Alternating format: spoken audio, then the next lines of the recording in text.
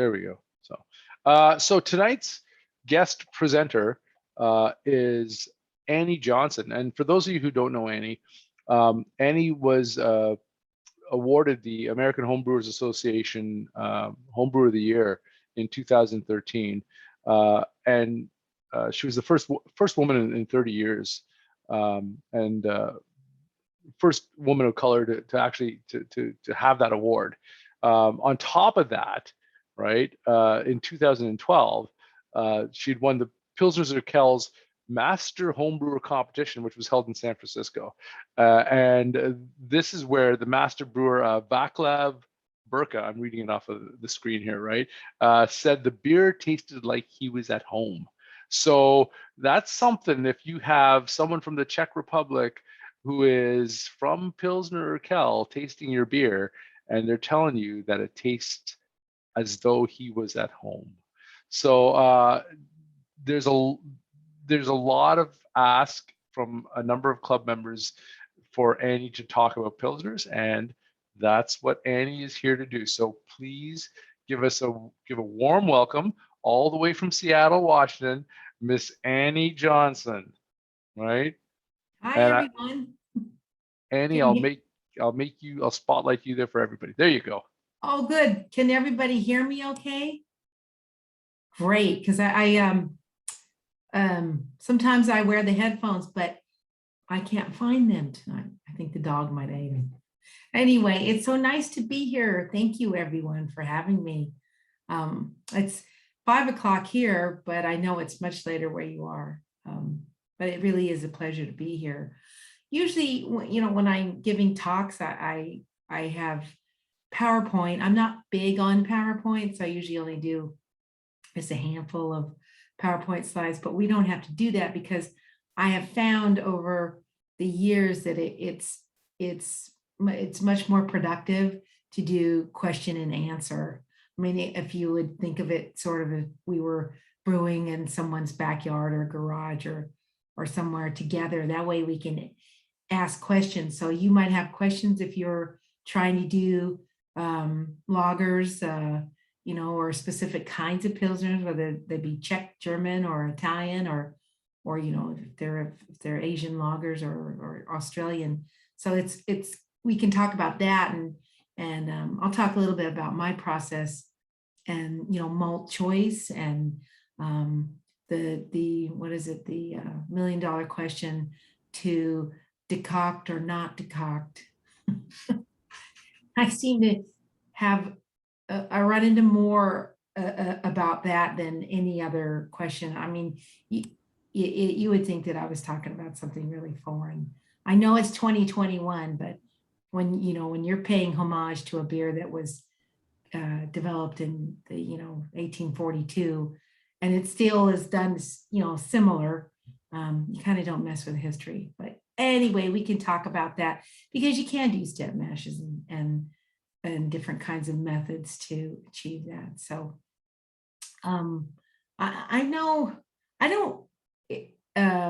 do Zoom a lot. Do you prefer, if someone has their unmuted, just to tell me, do you want me to look in the chat section for you and read your questions aloud, or would somebody prefer to read them?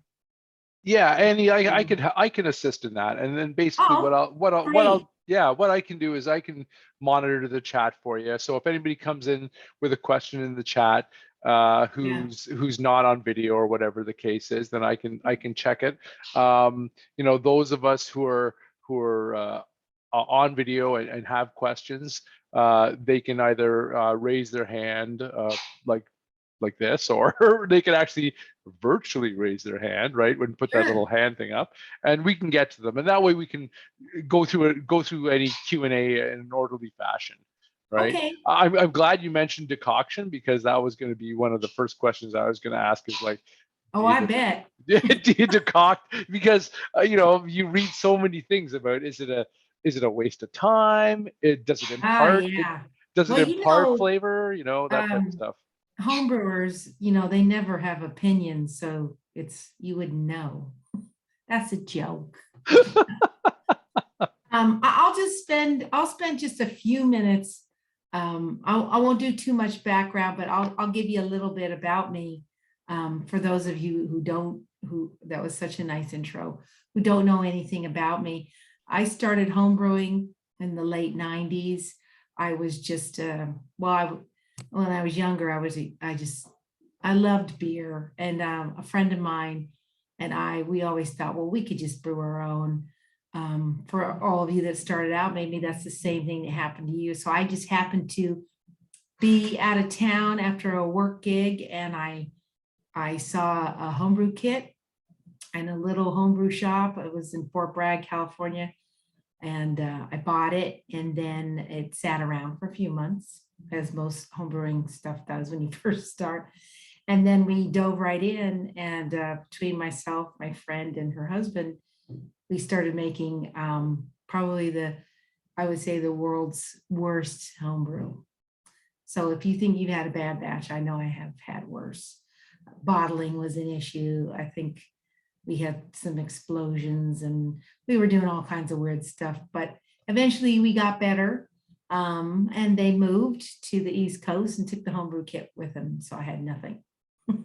But eventually I got it back. I think it was like a month. I don't think they wanted to do it. So I started homebrewing, and then I was very fortunate. At the time I was living in Sacramento, California, and I was around quite a few homebrewers who have gone on to have bigger breweries and been, very high ranked in the BJCP.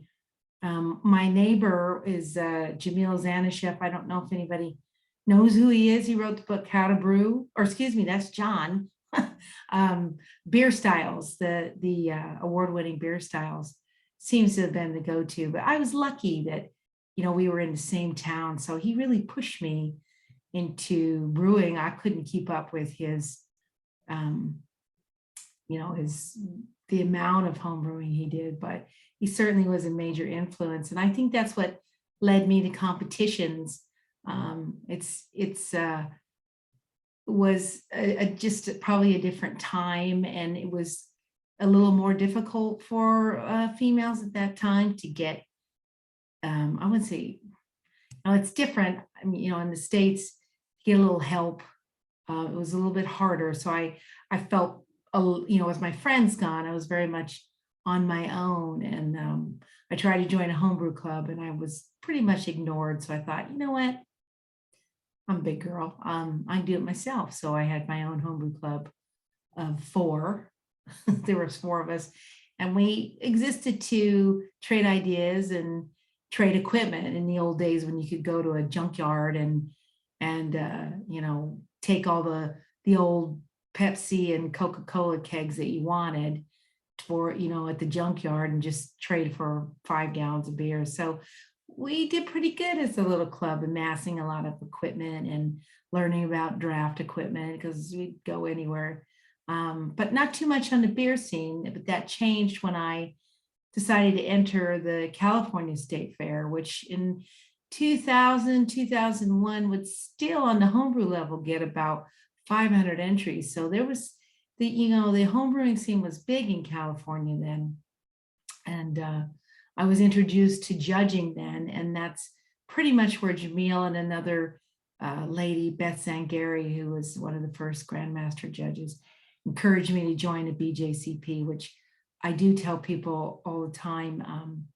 It was a really helpful thing to help you as a homebrewer to learn about style. So I did that, and painfully progressed through the ranks to national, where I sit and remain because I can't pass that test to move on. I mean, I have so many judging points, but forget it. I'm never going to remember that because I'm getting too old.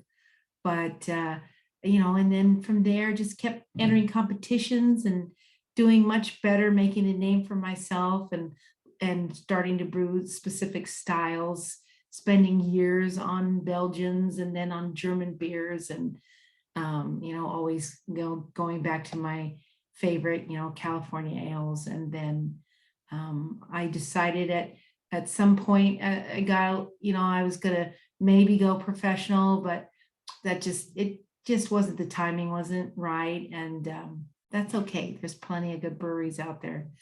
And then from there, I decided, I saw this Pilsner quail competition, and I thought, well, I think my Czech Pilsner is pretty darn good. So I'll enter this competition because the Pilsner quail team was flying over to the States to do the judging. And selfishly, I got to say that the grand prize was probably the thing that I wanted the most. It was, round trip for two to Czech Republic, and to go to the brewery and to spend time with them and brew. So I thought, I'm gonna enter that. So I was at Seattle, so I flew down with my beer and entered it. And I think we didn't have very many entries. I thought, we just had about 60. But for one style, that's probably pretty good, especially for that that particular style, Bohemian Pilsner. And I won, and it was awesome. And I spent a really nice time there at Pilsner Quell. I spent several days there, and it was wonderful. I hope they revise that competition because it's a good one. And then that was actually, that year that I won was the only beer I brewed that year. I was taking some time off. And then the next year, I only managed to brew one more beer, and that was my light American lager that went on to win Homebrewer of the Year. So maybe the keys to good brewing are just brew one beer a year. That's another bad joke. Wow. Wow, that's I know, I just won. I'm thinking, but that's I impressive. think maybe because I spent some good, some time on it. But anyway, so I'm sorry, my phone was going off. So so that leads me to this. So, and now, I did spend a little time at a little company called Pico Brew, helping them with brew, with has anybody heard of that? You can just raise your hand. Yeah. All I see is my big mug, and then I see a couple of no, a lot of us have heard of it. Yeah. Yeah. So okay, but a great company. Help them introduce this product. I think it might give, if it had come out a couple years later, maybe they'd still be in business. But still, the online community that still own those machines, they're thriving. So I'm really happy for them. I help them any way they can. They've rewritten their own software, and they found their own parts vendors and everything. So it's quite something. But anyway, and then I'm on the governing committee for the AHA. I hope to see some of you. So I know some of you I've seen before, but at Pittsburgh, I think for the first time, we're going to be able to get back together. I think so, in next June. So that'll be fun. That might not be too far away from where you all are, maybe. Like 5-hour drive, I think. Oh, that's Annie? good. Yeah. So it's about 5. I think I'm 5.5 hour flight. Yeah. So it's a little bit further. I don't think they could, unless they pick the tip of Maine or southern tip of Florida. I don't think they could pick anything further from Seattle. Yeah. But it should be a really good time, and it'll be special for us all to get back together. So I am looking forward to that. And then I also do some things for the Pink Boots. Now that Pico Brew is no more, I'm spending some time doing beer consultancy. So anyway, that's that. So that was good. I didn't flap too much about myself. So let's talk about Pilsners. One of the other styles I'm brewing a lot too regularly is Italian Pilsners. I've been really intrigued with those for the last 4 or 5 years. I know they're gaining some steam in other parts of the country, especially on the American craft. As you probably know, one thing that we do really well here in the States is take something that's beautiful and unique and exploit it and explode it and start adding all kinds of weird stuff. So what I like to do, I see Eric up there laughing, and this, we do that. if you come down here, you see the size of our bathrooms, you know that we have a tendency to make things very big. I'm sorry. Sorry, I have a little visitor. But I am what they call an old school master. I really approach beers in the classical sense. I love to do other things. I'm known for making beers with food, but for classic styles, I really do stick to how they're classically made because I want to understand them. So I will spend time researching the history of the beer, trying as many commercial examples as I can, and I'll stay away from trying our craft brewery, American craft breweries versions of them in the beginning, because they can, as I just said, here they can be so different. I really want to know, if I can, what the true style actually tastes like, or if I am lucky enough to have visited, you know, the country from where the beers come from, then I can create flavor memory. I don't know how many of you do that. It's one thing that I've done throughout my whole brewing history is to create flavor memories. When I get something that's so good and so delicious, it just makes a mark in my brain. I'm like, I'm going to get to that one day. I'm going to make that beer. So that's how I approach beers, and that's specifically how I approach making the Czech Pilsners. There are, you know, you do have Pilsner, which the name Pilsner actually is what everyone refers to in the Czech. It's Czechia now. Pilsner, Quell, and there are other versions there as well. There's probably the other more well-known is Budvar, or the original Budweiser. Such a good beer, very distinct. If you put them side by side, for me, I know I can definitely pick out Urquell versus Budvar, and mostly the difference comes in the fermentation period. This is much longer. Budvar, it is 90 days, and Urquell more or less hovers around 3 to 5 weeks. So that's quite a big difference. Sometimes people feel that they can taste diacetyl in Pilsner Quell. Yeah, I mean, you can sometimes. I don't. It seems to be a particular batch. So if you're tasting it for a month or so, if you're buying it, and then it'll be gone. I haven't had any of late. They really changed their process of shipping. When David mentioned Václav Burka, he's the master brewer there, and he's generational. His father was there and grandfather, but he really got a change. He knows the flavor as well, and he really does not like when it changes. And we know beer and temperature is very sensitive to temperature, and also, of course, light.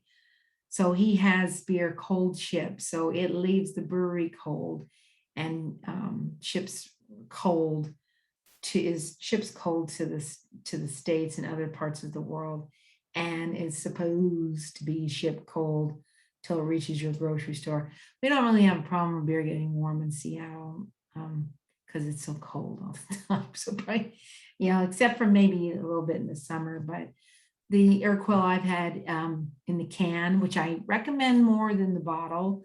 I would get the can. Is really delicious. We're still not getting the Budvar with the Budvar name here in the States. It's still with the Czech bar, which I don't know. I mean, it's all owned by AB InBev now, so I don't know why they would be fighting themselves. So maybe that'll change. I'm not sure what you get in Canada.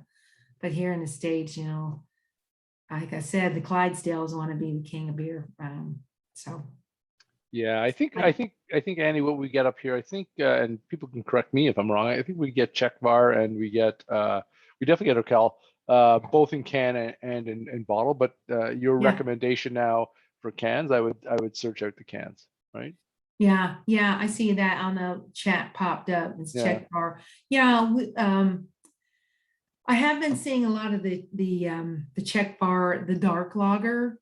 That's another one if anybody's attempted to do Yeah. the dark lager. It's probably not the best version, but Ufleku, there's probably people here who've been to Prague and visited that brewery itself and had that. It's not the same. It's so, but I mean, it's really hard to get a bad beer in the Czech Republic. I mean, you really have to search for it. There are bad breweries there, but it's few and far between. Any a Yeah. quick question, just Mhm. from my own curiosity, because you mentioned the dark lagers. Would those Czech styles be considered a Schwarzbier? Well, no, I don't think so. Okay. There's the flavor differences are enough. And you know, what sets the beers apart in Czechia is the water, the water and that the soft profile of when they speak about when you're doing all your judging and people have done that and they're like mouth feel and all that and people bypass that part of the judging sheet. They really shouldn't. That's what they're talking about. So, I mean, in the sense that it's dark, sure, it's similar to Schwarzbier, but there are enough flavor differences that you would know the difference. That the head on the Czech dark lager, I mean, you really could float a coin on it. I think Michael Jackson did in the Beer Hunter years ago, I think, and he had one out in '93. And he floated a little Czech crown on it. And it's a little different from the German dark lager, but it's very old style and not roasty at all. It's more with the chocolate notes, definitely much more on the chocolate notes than the Schwarzbier. But you know what? They're both good. You put them in front of me, I'll drink them both. You mentioned the water in Yes. right, So, and I know there was a question that came out on the chat from Rain asking about what your ideas are on water chemistry in terms of brewing the Czech pilsners. Yeah, this water and Pilsen is very pure. There's almost nothing in it. It's as close to distilled as you can get. I'm lucky here in Seattle. Our water is very similar to Pilsen. It's almost RO water, just naturally coming out of the faucet. We have big snow melt here. So I don't know what the water is where you are. If you probably get the water report. Yep. The best thing you can do if you don't have RO water is you can use a portion of distilled water. Some people do, when I was in Sacramento, I used to do a 50-50. It wasn't real scientific. I wasn't quite John Palmer trying to understand water that well, but you want to use very, very soft water. So if you can, and that's a pretty easy thing to do. And I don't know what people, if you have filters in your homes or not, but water is a big deal. The malt, I know that there is one of the maltsters is putting out a Moravian malt. If you can get it, that's good. If not, in the Environment malts, the floor malted Bohemian, that's probably the best one to use if you can't get the other. It's really hard to get Moravian malt. They really keep everything. The Czechs are stingy. They keep everything there. So if you've got floor malted, the Wireman. I know probably everyone can get that. Yeah. Yeah. That's what you want to use. And you want to use the Zotz hop. Just use it the whole way through. It's 4 charges of the Zotz hop. Like, don't use something else for bittering. Just stick with the, I know some people call it Saz, but Zotz hop. You want to use that. Very simple. And then yeast is another thing. Is everyone able to get the White Labs or Y yeast? Yeah, Like we can get both, and then we also yeah. have a local yeast producer that produces also a Czech lager yeast that is very, very similar to the White Labs. I think it's 800 Yeah. WLP 800, right? So Oh, is that who is that? Escarpment Labs up Oh here. yeah, I just got some of their yeast. I was using for my winning one was a platinum strain from White Labs. I don't know, you know how they have the vault, they Yeah. yank it out every now and then. So Yeah. I switched to Y yeast. They have a Urquell strain. Y yeast is very close to where it's down just outside of Portland. So that's about 3.5 hours southeast of here. So we get, quite a lot of theirs, and they're one of my favorites. So I use that. And of course, you want to make quite a big starter, 4-liter starter. Or you can go, sometimes I get lazy and I'll just pitch 3 packs. That's lazy. Yeah. As well, it's expensive. Being lazy it costs you. So it's up to you. I know Urquell itself goes out 3 generations on their yeast, but they are still using the original strain. And they're very high security lab that they've had for well over 100 years. Yeah. And a fun thing to do is to try the beer once you're done in its unfiltered form. That is something that they serve at the brewery and around it. A few different places outside Czechia, but they serve the beer unfiltered, unpasteurized. And it could be one of the most delicious beers that you had.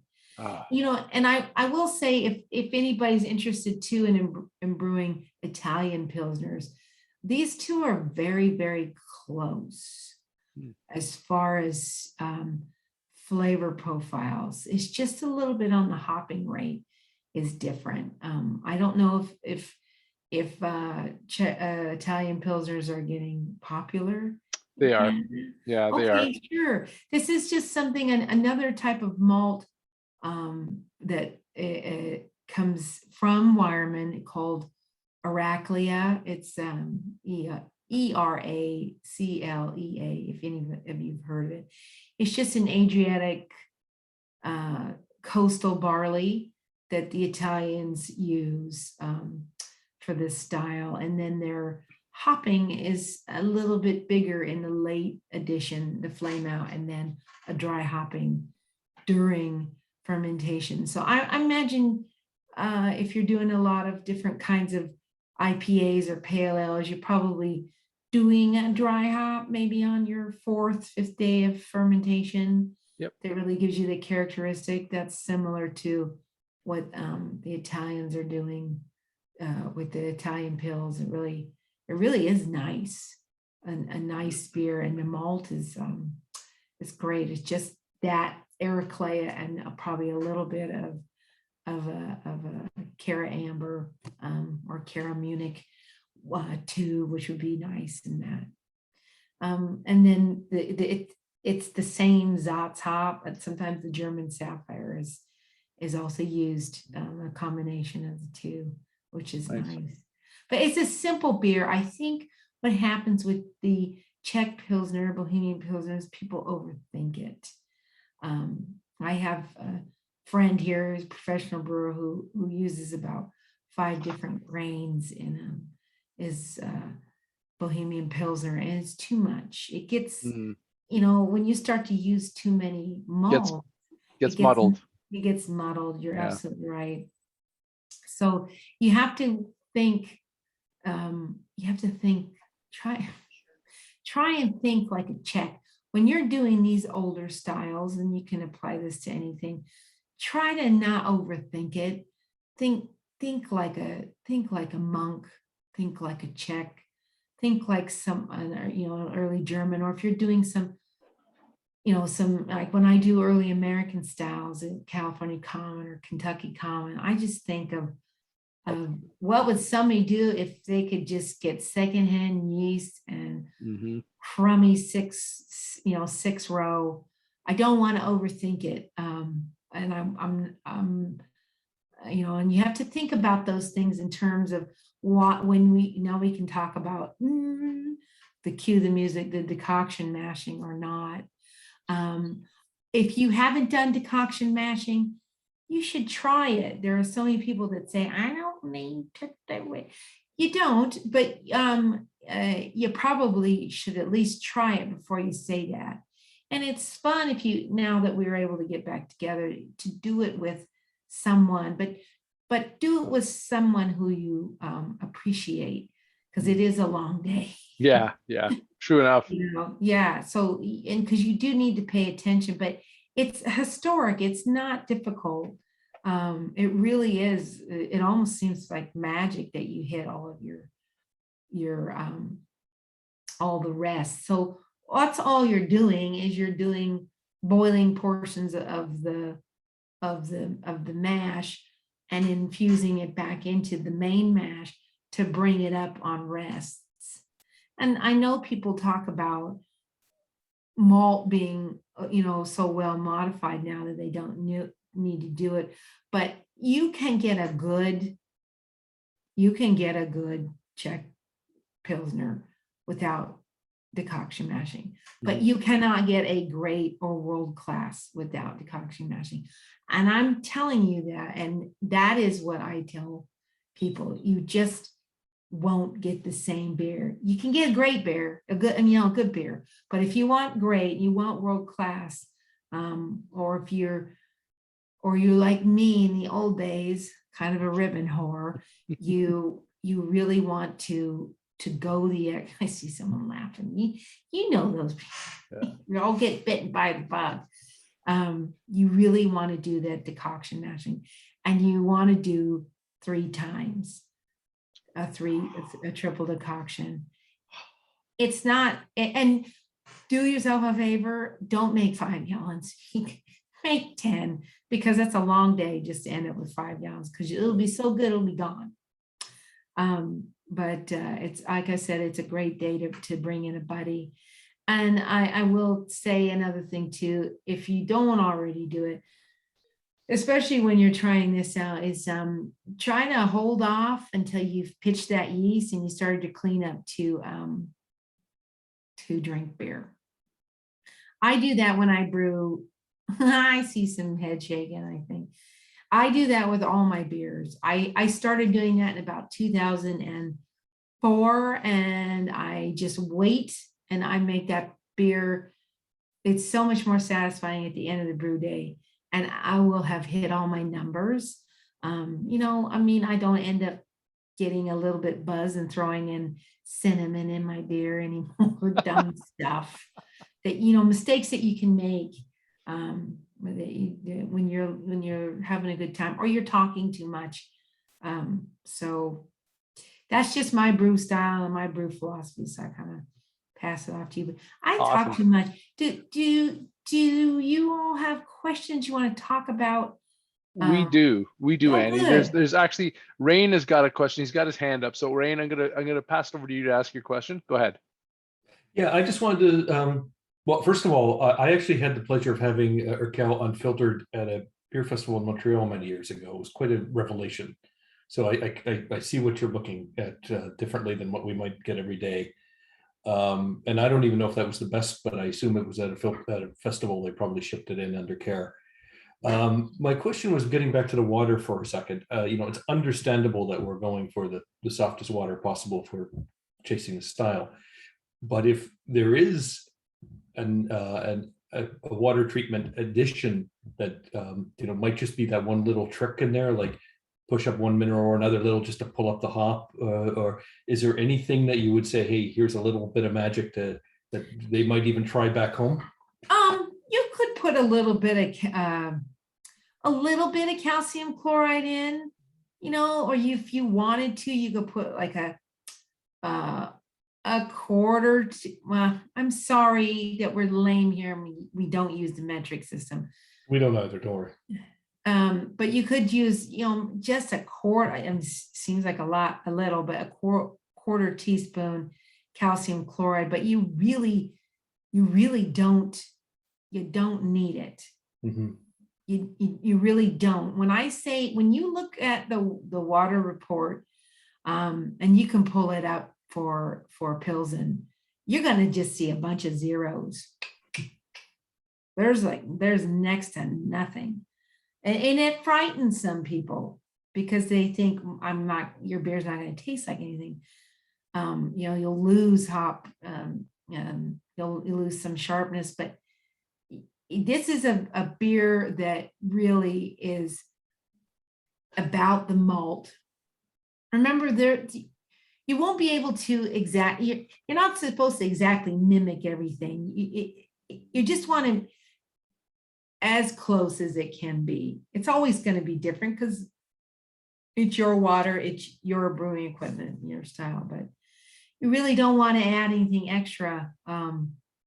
If you have a filter, I don't know what the water is where you are, but if you just want to filter it, fine. Like I said, you can just do half of your own water and then go to the store and get some, the distilled water.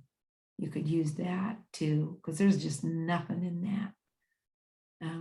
But yeah, I hope that answers your question, Rain. Yeah, I was just looking for inspiration from what you might have learned.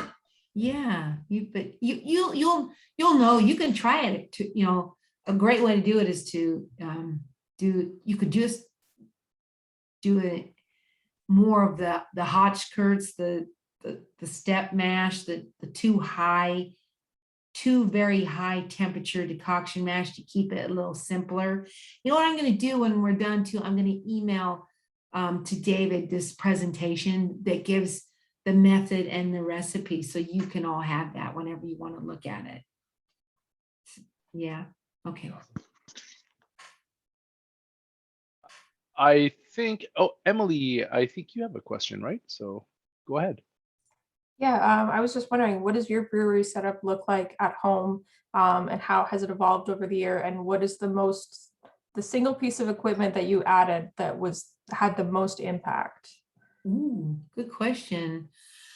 I have a 3-tier that I put together myself. It's a 20-gallon system. I think probably what changed my life was eventually I got some pumps. Can you believe it or not? For a long time, I didn't have pumps. But I probably, when the first time that I bought my first real brew kettle, I think it was 2003, I bought if you know the Brew Magic Sobco, I bought one of the kegs with just pre-drilled, and then I put it together myself, and I love it. So I've done that myself. So that's my favorite piece. And I just have it outfitted with a keg glove, which is great because the kegs really do hold the temperature, so it's nice. That's my favorite piece of brewing equipment. But I do love that pump. I just flip switches. But I'm very much old school because I do a lot of decoction mashing, so I don't have any temperature controller on my brew system. But I would like it, but just I don't know if I have the brain power to put it together. When you're doing the decoction mashes, Mhm. Annie, you mentioned doing a triple decoction, and I know how much like just a single puts onto your day, right? So like a triple, just like you said, it is a very, very long brew day. Are you finding the difference in flavor, obviously to be the, I guess it's the caramelization that occurs during the decoction, or the Well, Maillard, the reaction which produces those flavors coming out of that decoction? yeah, so it does take a while, and of course you need a separate heat source. So you've got your mash. I don't know how everyone does their mash, if they're just infusing their mash, or they're got a heat source underneath it, or they're doing electric brewing. But you need that separate heat source. If you cannot do 3, which is a lot, you could just do. You will notice a huge difference with just 1. 2, great. 3 is optimum, but 2, I mean, that is what they're doing at Budweiser, the Budvar. They're just doing 2. So 2 would be great. And that would make your day really long, but a single one, I'm sure a lot of you do German wheat beers, and you know the difference when you're doing a single infusion versus a single decoction, because that's what they do on their wheat beers.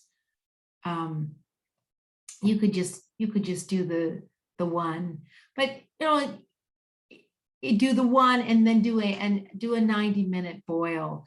That makes for a big deal. So if you are not going to do them at all, just the infusion, go with the 90-minute boil. I know that people now are doing they're doing 45-minute mashes, and they're doing 20-minute boils, or some do no boils. I am not there yet, but you could also do just an infusion mash, and then do, make sure you do at least a 90-minute boil. You want to get that work going, and a nice rolling boil, let it stabilize, get that good hot break, let it get going before you start, adding your hops. I know, just remember though, I'm talking about old school Czech brewing. I told you I was the old school master, and there are new ways and other ways, but to be fair, you want to try the old way, try it, and then you have the you do the other one, and then do your taste comparisons. I get people that write me, and they eventually get around to the decoction mashing, and then they stick to at least doing a double decoction, because they know that the flavor differences are there, and they are there. Interesting. But there are other steps too. You're also doing a colder fermentation than you may think of. I know people do the 3470 fermentus warmer fermentation. This ain't it. This is very cold. This is 47 to 49. I'm sorry. That's Fahrenheit. That's like yeah. even I'm having trouble with the. Okay, there's a till of 10 degrees Celsius is what it's Yeah. saying, right? So this is a very cold fermentation, and these are things that I learned at Urquell. They do not change anything. They have some modern things in the brewery, because they brew so much beer.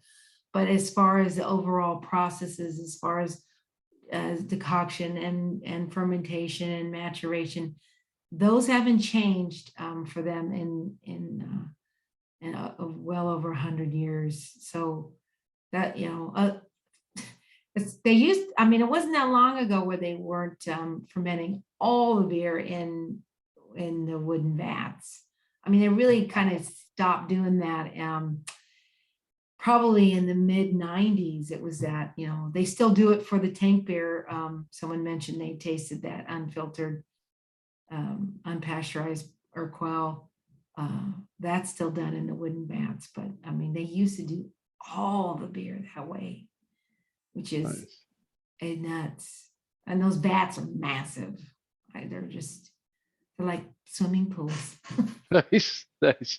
All open fermentation too. Yeah. Oh, it's all open fermentation, Raquel? All open fermentation. In the maturation of the beer is horizontal long tanks. But you know, a lot of the breweries do open fermentation. For those of you who traveled, you know, go to Europe, it's so much open fermentation. It's amazing. You know, if you've come to San Francisco and go to Anchor Brewing, that is all open fermentation there for the steam beer. I know. I just envision going in and passing out from the CO2. That's the end of me. But yeah, it's amazing. Russian River is doing a lot of open fermentation these days too. It's kind of like getting back to back to basics, back to the roots. Wow. We had some questions coming in on the chat. So one of the questions was, how much difference do different lager yeasts make? Can I get away with 3470 for everything? I think you can get it. It's personally one of my favorites. That and S23. I make a house beer with those with 23 all the time. I have one now. I do a quick beer where I ferment under pressure, which I like doing a lot because it's what the Germans like to do. And I use S23. I think the dry yeasts are great. I don't think that the 3470 is as good in a Czech Pilsner, but you could try. It's a great yeast. I mean, and when dry, I'm a huge fan of the Fermentus, and also the who's the other one? Lallemand. Lallemand is good. But the other one from Danstar, is it? Yeah, there's one from Australia, or is it New Zealand? Oh, Mangrove Jack. Mangrove Jack. Mangrove Jack. They're Belgian. They're Saison yeast. They're French Saison yeast. That stuff is good.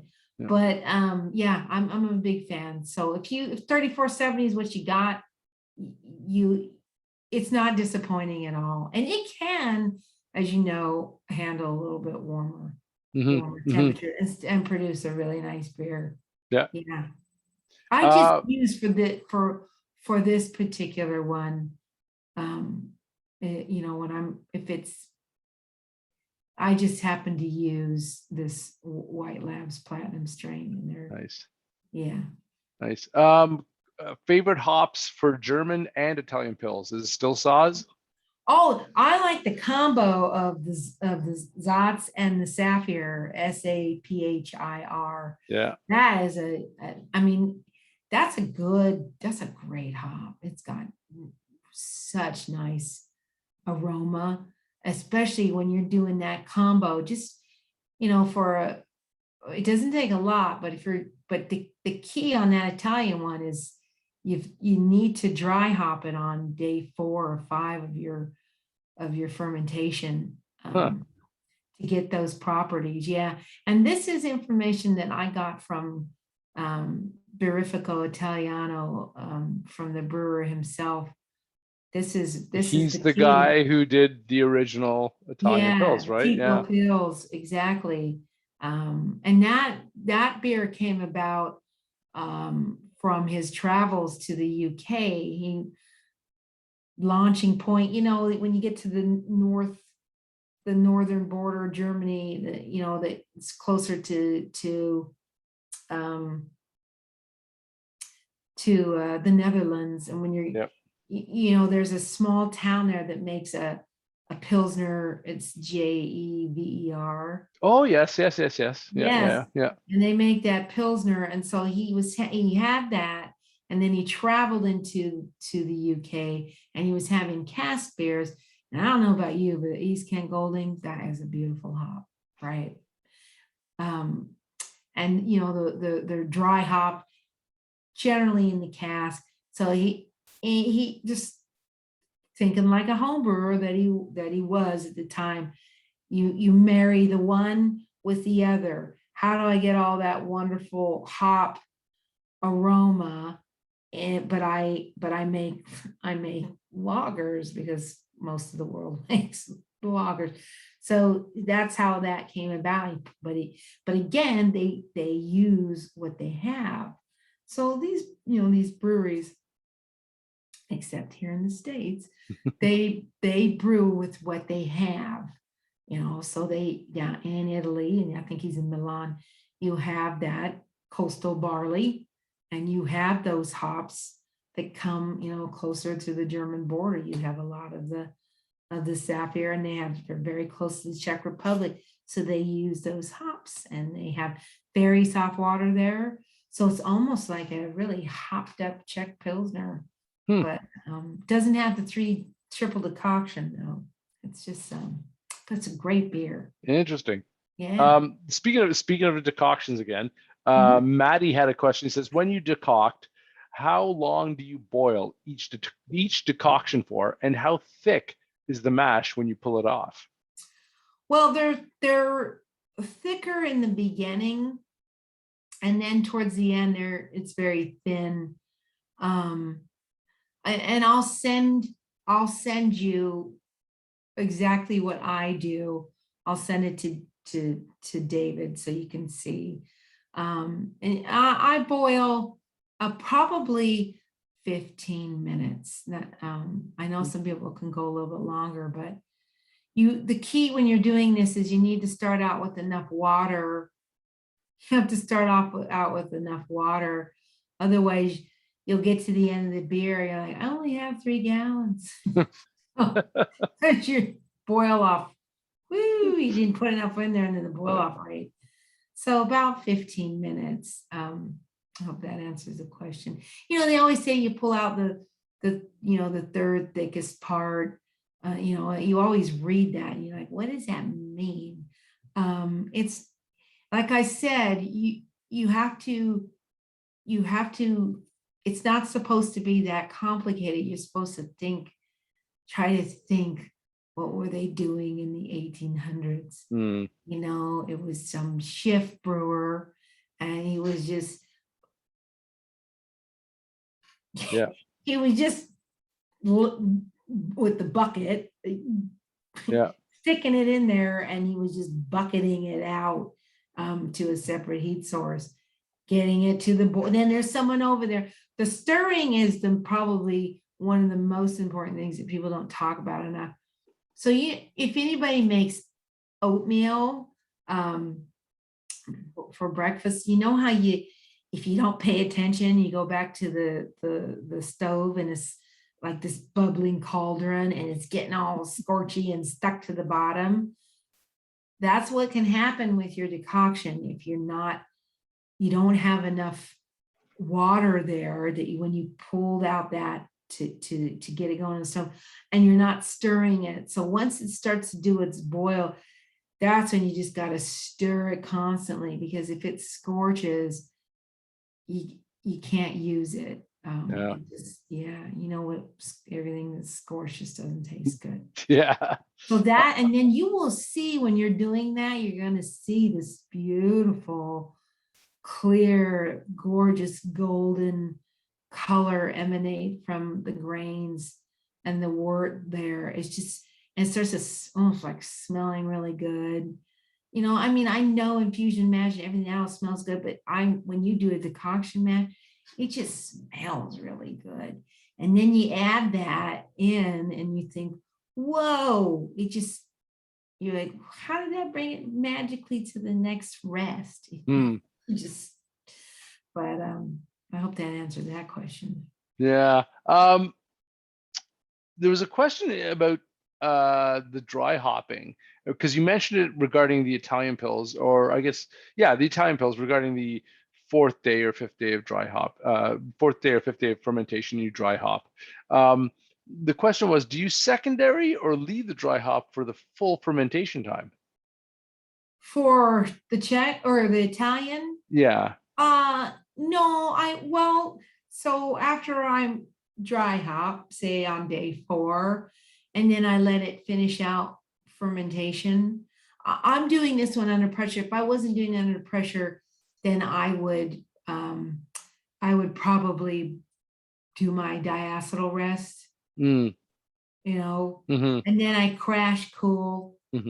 Everything settles to the bottom, and then I transfer it, any hop particulate. I let it crash cool, and then I transfer that into my serving keg. Okay. Out of curiosity, you've mentioned fermenting under pressure a couple times, and I'm a big proponent of it. But great. I was just going to ask the question. How do you see it? Do you see it as, because I know that I've mentioned it before on, like, for example, I remember mentioning fermenting under pressure on the Reddit homebrewing forum, and I was like downvoted into oblivion because it's not the real thing. It's well, you know what? That's another historic thing. This is what the Germans do. It's just a spunding. No, I don't find that it is as awesome for hoppy beers. But I don't have a lot of experience with that. But for pilsners, lagers, it's great. You do lose a little bit of the esters, but I'm not really into a fruity lager anyway. Or heavy lager with a lot of heavy esters. So it's fantastic, and it's a way to naturally carbonate the beer. So that's because if you think about the Germans, that's something that with their, I don't believe they adhere so much to their Reinheitsgebot anymore, but they weren't able to. That was another thing they couldn't add was artificial, they couldn't add in CO2 from a canister. So they were capping their beers off and then re-fermenting them with a little bit of, freshly, fermenting beer. And then they had captured in a lot with the fermenting under pressure. So yeah, it's pretty, I think it's great. And it's right. And it's a really good way for people who don't have temperature control for fermentation to ferment their lagers. And you can get, and they're done so quickly. Boy, you can really be have them done and done from fermenting and carbonated and just transfer on a keg in about I think about 10 days, and then you can let it sit cold. It's good if you're going to make yourself just an everyday drinking beer. You're here we do Rainier. That's our vitamin R. Make an everyday beer.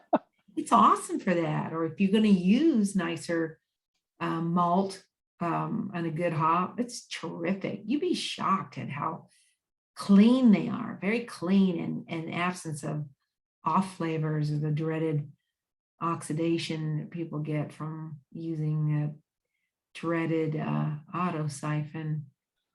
Yeah. Whoever invented that thing was just like pumping air into your beer. We had one other question about PSI, then I'm going to give you to Attila so that Attila can ask this question.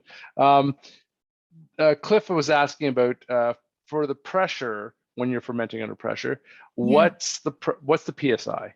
Is he saying? Well, depending on what you make, you can. I set mine kind of low. Some people go 14 or 12, or is down to as little as 6 or 8. I do have what I do for mine. If you guys want me to send you that too, I wrote an article about it for Craft Beer and Brewing Magazine, where I outlined the whole process. And you can, you can build yourself your little spunding valve, and it's kind of up to you, but I would say like 10. But it's, you think about what you want to carbonate your your beer at, Mhm. depending on what you're making. If you go too low, well, then you're gonna have to pump in some CO2. So I would say probably, I would probably say more like anywhere from 12 to 15. All right. Good. Good. Yeah. Attila. So easy. So Yeah. easy. Oh, And totally you, is. you don't have to worry about temperature control. So if you've got ambient temperatures and you want to make a lager in the summer, but you don't have a, fermentation temperature control, it's a killer way to do it if your garage gets like mine, where it gets in the around 70. Yeah. You know. Attila, you had a question, so go ahead. I did. Hello. How are you? Good.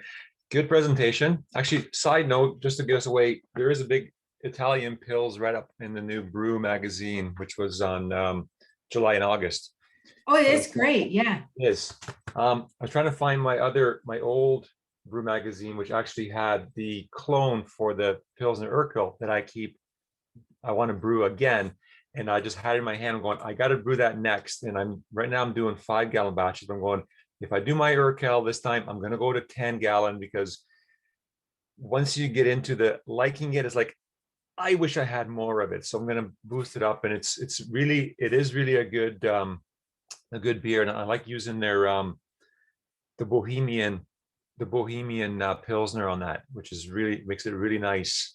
Mhm. Brings out all the stuff. And I think their main, like I said, I couldn't find them in a magazine, and the main hops on that is a Saaz, which is, Yeah. it turns out really nice. If you follow that recipe, it's a really nice recipe, and it's a really nice beer. And That's awesome. my favorite magazine. Yeah. I love Brew Your Own magazine. Yes, I love it. I get it all the time, and they got a lot of good stuff in there, and just you get a lot of good recipes. And like I said, that recipe I'm using is going back, how I say, about 15 years ago. I just couldn't find a magazine. I had my hand the other day, and I'm going, I got to brew this again, because it really is a good beer. So yeah. So congratulations on your winning on that Oh beer. yeah, thank Really you. nice. Yes. Thank you. So there you Awesome. go. Thanks, Attila. Thank you. Thanks. We had Ian, who has a question as well. Go ahead, Ian. Sure. I guess I have a question about Italian Pilsner and competition. So there's not really a Italian Pilsner category, but could you put it into, could it fall into Keller beer or something like that? No, we were just talking about this, and I got I'm gonna hope I remember it right, but if not, I'm gonna write it down. Is it 18E? Are you talking about BJCP? Yeah. You know what? I'm gonna pull up the style. Let's keep talking. We were just talking about this on where to put it. I think it goes under the internet. It goes under international pale lager. What I said 18. What's the matter with me? It's 2A. Yeah. Should go under 2A. All right. Thanks. Yeah.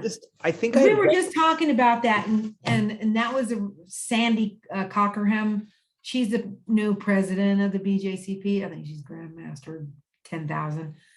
And Sandy has spoken on that one. She says that's the best pot for it. But I got to warn you, sometimes you'll get judges that aren't as familiar with it.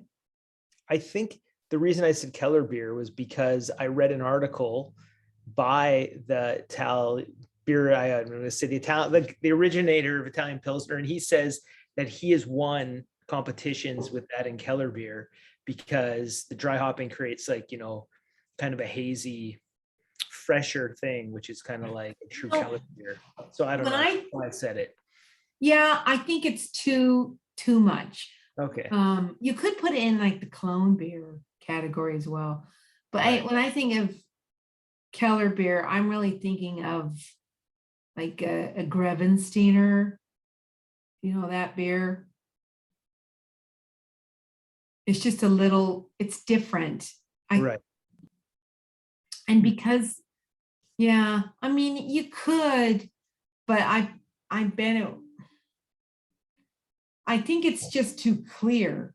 I'm looking at the styles here, and I think Keller beer is usually a little Eric is suggesting New hazy Zealand. or cloudy, and that's Yeah. why I'm used to them being more hazy, cloudy.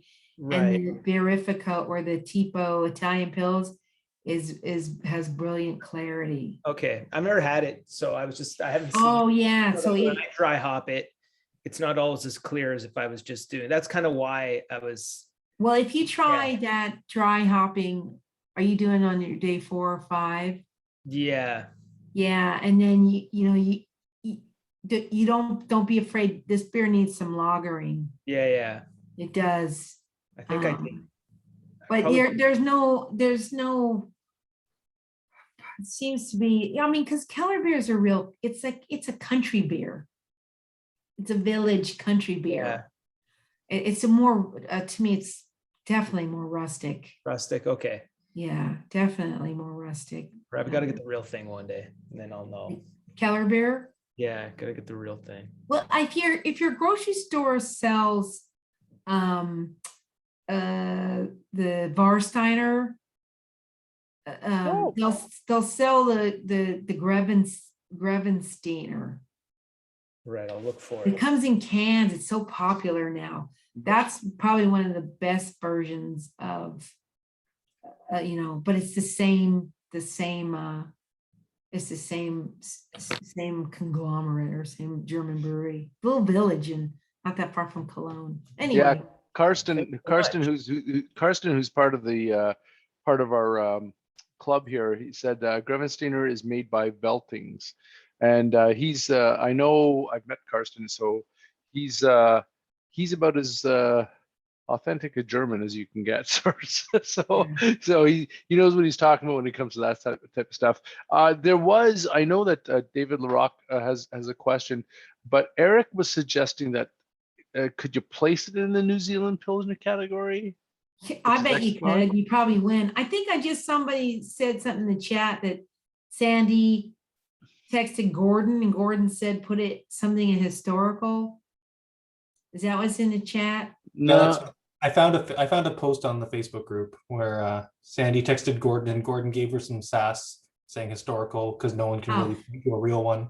No, yeah, that definitely sounds like Gordon. Yeah. I was gonna say, isn't Gordon the BJCP guy? He's the one that's running everything. No, That it's changed? Sandy now. Oh, Sandy, what happened with Gordon? Well, he's still around. He's just more what is the word when you're Everyone's- there but you're not running the Consulting, day-to-day. he's overseeing. Because if you Right. look at the Sandy's everywhere. I mean, Yeah, Sandy's BJ's retired. She TV. just gets in her little sprinter van and she's all over the planet. Attila, we're not talking BJCP he's politics got here. Gordon all over it, and same with the style profiles. Gordon Strong does all the profiles in there with all the beers. Gordon, if you want to impress Gordon's favorite beer is alt beer. Alt beer, okay. Alt beer is his bag.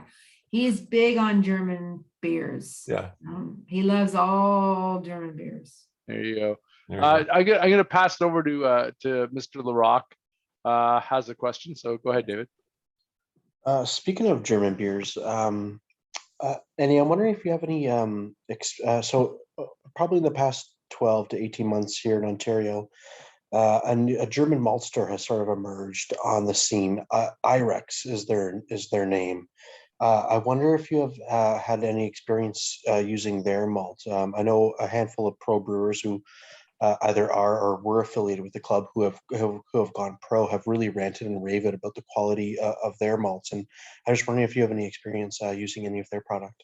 I sure don't. How do you spell that? Irex, IREKS. Yeah, I'm not sure. So I know a distributor here in Ontario recently has kind of gotten into a contract with them to import it over. I'm not sure on its availability in the States. I don't. I'm going to seek it out.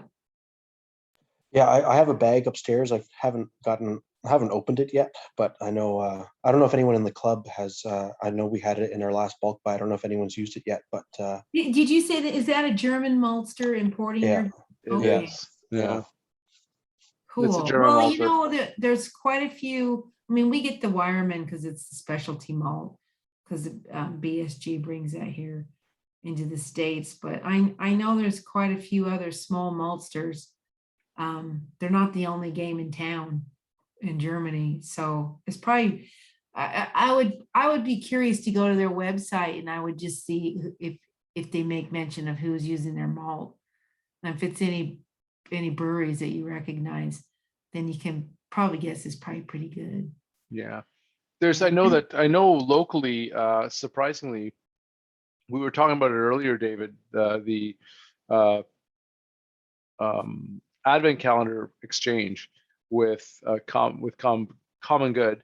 They are using IREX for their Pilsner malts now. So, which is interesting. I mean, I've never used them, but I do have a 10-pound bag sitting downstairs that one of our other homebrewers, Andrew McCready, had provided me to give a try to with the German Pilsner. So we'll see. The next German Pils I do, I'll use the IREX and see what the differences in flavor compared to the Heidelberg. I've decided that I thought was going to be the malt. So. Are there any other questions anybody has for any? I mean, I like the idea of these. I've only brewed Italian Pilsner once, and that was earlier this year because it was one of those styles I'd never brewed, and I really enjoyed it. It's tasty. Yeah, I think knowing what you've imparted, the knowledge you imparted us tonight, I think I would adjust, and I would do my dry hopping differently, because I waited till fermentation was done and then I dry hopped. And it's wacky. I started doing it for that style specifically, and I did that, and I popped that beer in a local competition just to get some outside feedback, and it won. Wow. Yeah, and then I blew it up at a brewery here. They made 500 gallons of it, so it was good. I mean, it was like, wow, this beer is really good, because you really taste the hop. Yeah. Which combo, that Sots Sapphire combo is just it's dynamite. It's like a little gold mine. It's kind of like everyone loves the Citra Mosaic combo for all the IPA. Yeah. You know, this is a really, that's a good combo. Really good. When you mix it, what ratio is it? 50-50 do you mix it with, or I do 50-50 for the dry hop. Sapphire and Sots, yeah. Saws 50-50? Okay. Mm-hmm. Cool. I did just the sapphire. Is it sapphire or Sapphire? I tried it just on its own, and it was a bit it was heavy duty, but when I mixed the two, because I brewed it many times since, it's the Saws kind of softened it, you think?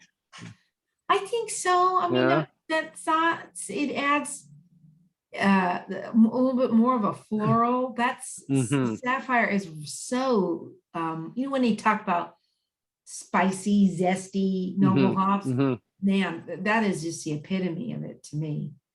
So yeah. Could you see using that hop or those, that combination of hops in other beers outside of the Italian Pils? Yeah, if you want any of the, out here, there's been something going on for a couple of years now, the cold IPA. Have you heard of that yet? If not, it's coming your way. That would be a good beer for that. It's pretty much a warm fermented lager with some rice, rice in the grist. Yeah, it's good beer, but it's just it's just the name. We do some weird stuff in this cold IPA, which is it's an IPL is what it is. Okay. it's a a lager. hoppy Yeah, lager is what it hoppy is. lager. Yeah. Yeah, but if you can, it's all about marketing on Yeah. the craft level. Outmarket your competition. This is true. Throw a cake in that beer. You know what? We never did get to talk about food beers.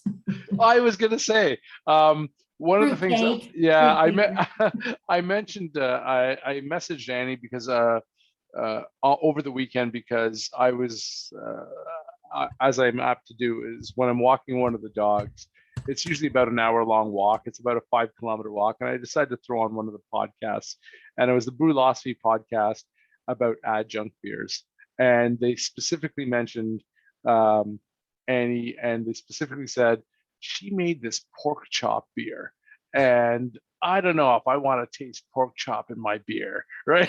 But her club made this pork chop beer, and I was just chuckling over it. I thought, oh my God, you actually added a pork chop to beer, right? Well, if any of you do come to the Homebrewers conference, I do a cafe, and I serve up a whole greasy spoon full of all food beers. So there'll always be a beer, my famous chicken ale.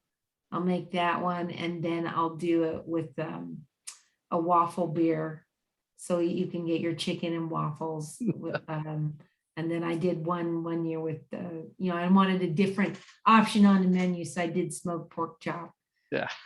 It's not gross. They're actually they're pretty good. But you do, like pineapple upside down cake and weird stuff. But you always have to remember it's a beer. Yeah. Actually, True. Blood Yeah. Brothers had a collab with somebody. They had a cheesecake, cheesecake, which was really good. I heard they put actually Philadelphia cream cheese into the beer. And actually, I kind of liked it. It was nice. Wow. Yeah. That's a challenge. Whoa. That would be a challenge. It was good. Something, It was like a porter or a stout. It was Yeah. really nice. It was a this really good beer. Yeah, I did a beer with a Maibach with the wild rice. And that one was actually really, really good. It was nice. It added some nice flavors there. That's an actual regular beer that I'll make. Not too, but then you had chicken and rice. Silly but fun, Yeah, there was I did have a discussion today with another member who's not here tonight, but he was talking about, for some reason or other, him and his friend were talking about a fish and chips beer. And I was like, I don't know if that's a good idea. Right? So, but I did have at Homebrew Con years ago, Denny Kahn and John Palmer and Drew Beecham made a clam chowder saison. I see Eric up there moving his. And this was the first year that I was there with them that I brought my chicken beer. And I thought their beer was absolutely disgusting. I think I read that article in Brew magazine about them doing that the clam beer, whatever it was. I And read then, it. yeah, and they were not that far away from me. And they're like, well, you brewed beer with chicken. I go, but it's chicken, free-range organic chicken, not clams. Yuck. Yeah. well, I heard Glenn did well. It had too much potato. It was chunky. I think that was the problem. I was And it was just milky white. It was it was about as good as you can imagine. I was out in Bridgewater, Nova Scotia about 4 years ago, and I went to Saltbox, which is a big brewery out there, and they actually had lobster beer. So I'm like, okay, I'll bite. I have the lobster and going, okay, it smelled like lobster. And tried it. I'm going, where did the lobster go? Like, it's nothing around. There's no lobster here. And somebody said, well, it's kind of a way for them to buy lobster that they can say it's in the beer, and they can eat it. They can write it off as it's in the beer, but then they can have a big lobster feast. Yeah. I have done the Makes sense. oysters with stout, but I just use the shells. I don't use the actual oyster. But it's very different.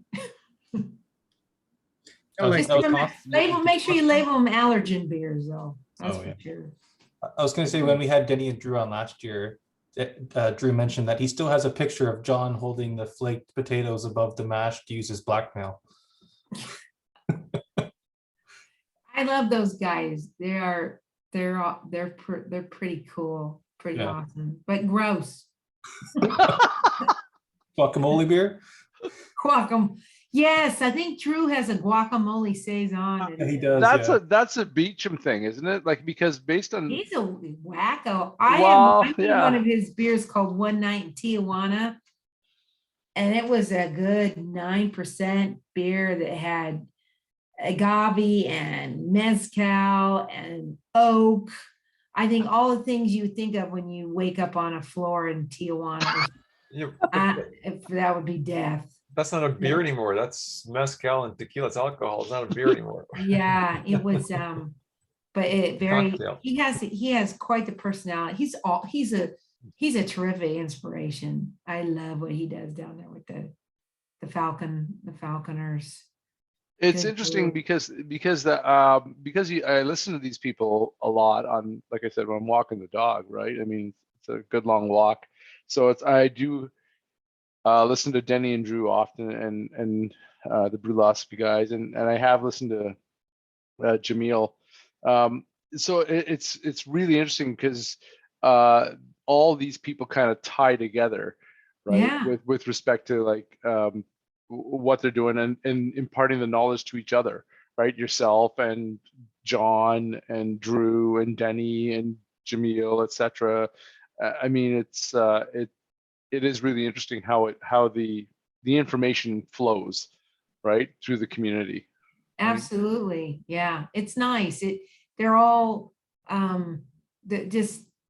they're really good, and they really think a lot about the beers they make. And it's nice to be able to ask them little things, but they are, they also have their opinions too, as do I, but they've all helped me. I just was really lucky when I started that I couldn't get help in my own community as far as a homebrew club, but I was able to get help from all of those people very easily, like in your own virtual club, which is really nice that I know it's been hard on clubs. We do the same thing with my club. We do Zoom, and there have been people that have held it together, and we've had guest speakers. So I my hat's off to all of you for doing that. And it's really nice to be here. I just can't wait till we, can all kind of get together again and without having to have something, thinking about something. So you can come to our meetings then. Is this meeting gonna kill me? Because I love beer, but Yeah. You can come to our meetings, fly into our meetings then. yeah, There you go. and that's something Canada is there aren't that many people there. I mean, there are, but they're not like here. But boy, it's big. That is one big country. Big. It's we have a number of city centers, and the rest of the country is vast land spaces. Yeah, right? I really wanted to get to. I really want to visit. I'm going to say Toronto, but I know you guys say Toronto. Yeah, we say Toronto, right? So, but you're close. You're close to Vancouver, right? Yes. You're a ferry now ride. that Canada actually is letting us back in. Yeah, it was awesome for them because they're like, we're not letting you nutbags on our. No, you are. You are actually. Yeah, we can go now, but and I know here there's a small little Victoria Clipper. People like to go up to Victoria, up this Puget Sound. You guys are letting us Victoria in. Canada won't let us back in. What's that? It says you guys are letting us in now because we're over the borders, but Canada won't let us back in again unless we have the damn test Yeah. for $300. Well, we needed to actually I don't want to talk politics, but we kind of needed a new president because people weren't really wanting to come here anyway, COVID or not, because we have a lunatic problem. Well, I thank you all for being America's hat for so long. I gotta say, Annie, I'm really happy that we were able to get a hold of you and that you were able to attend this evening. And I think you're frozen on our side. So no, you're not. No, you're not. There you are. Right. So yeah, no, I was just gonna say thank you very much for showing up. This is obviously not the end, but I just want to say thank you because it's been an ask from a number of club members to get you on here, and I know it's not the easiest thing to have to do with the time change, etc. But luckily, the World Series is over. We don't have to think about it about baseball, right? So Right.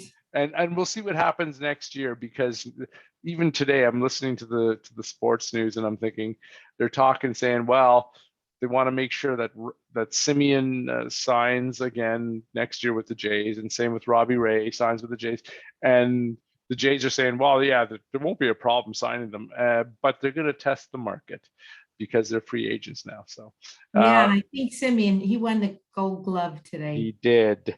Yeah. So he will definitely test the market. Well, right? I have my notes here, so I will send you the Czech pills and decoction process. I will send you the Hotchkiss method, which is really nice for the Italian Pilsner recipe. So I'll send you all of those things. I think that's it. If there was something else that I needed to say, you know what? I'm going to throw in that chicken ale recipe. Oh, that would be awesome. No? Chicken and waffles? What's that? The chicken and waffles one? I'll send you the waffle beer as well. You can make them both. Does the chicken and waffles beer have Canadian maple syrup? No, because Not yet. you've Not got yet, to Eric. put in lousy Easy. American syrup so you could actually taste a little bit of it. Because if you made that, it would be way too refined and just too good. What? Aunt Jemima's table syrup? That's not syrup. Yeah, you Come have to on. use you don't have to use Mrs. Butterworth. I guess you could use maple extra. America's making great syrup. What's that? America's making great syrup now. America's making great syrup now, and they're pushing the boundaries on syrup making as well. Well, you They're if you taking get little the good companies stuff. and poses. We get great. What is better? Is it grade B is better tasting than the Yeah. possibly. Grade B's got more of the maple flavor. Right? There is So a good article in the BYO magazine. If you go back through for their fall beers, they do make a beer with maple sap, which is really, really good. I've tried that. They did a maple bock, I believe, and I brewed that at Falcon Brewing, and it went over very well. Yeah, It's really great. nice beer. That I tell you, that magazine It is is. just a trove. And if you can get your hands on some of the older, Oh, when there wasn't any brew magazine out there, they were having conversation with brewers, and those brewers were just popping out the recipes left and right. mhm. it is amazing. I had it about 10, 15 years ago when I first started brewing. Yeah. Then I stopped brewing for about 10 years. Now I'm back on a subscription again, and they have a lot of good stuff on there, a lot of good recipes, Yeah. a lot of good profiles, and they also interview like the bigger breweries that do different things, which is really Right. good. I got A lot of my good yeast and- light lager style, how to brew that style, Mhm. and from Yep. BYO And magazine. then, like I said, Gordon goes through style profile, which covers a certain Mhm. style. He's got like 3 pages of write up on it, and got a recipe for it. So this is the better way to do it. And it's a good magazine. It's really recommended. It's a great, it is the Yeah. best, really good.